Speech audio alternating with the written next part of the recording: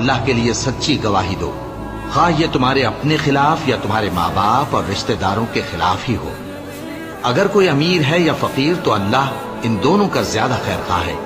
बस तुम ख्वाहिश नफ्स के पीछे चलकर अदल को न छोड़ देना। अगर तुम लगी लिपटी बात कहोगे या सच्चाई से पहलू तेही करोगे तो जान रखो अल्लाह तुम्हारे सब कामों से वाकिफ है। मोमिनो, अल्लाह पर और उसके रसूल पर और जो किताब उसने अपने इस पैगंबर पर नाजिल की है और जो किताबें इससे पहले नाजिल की थी सब पर ईमान रखो।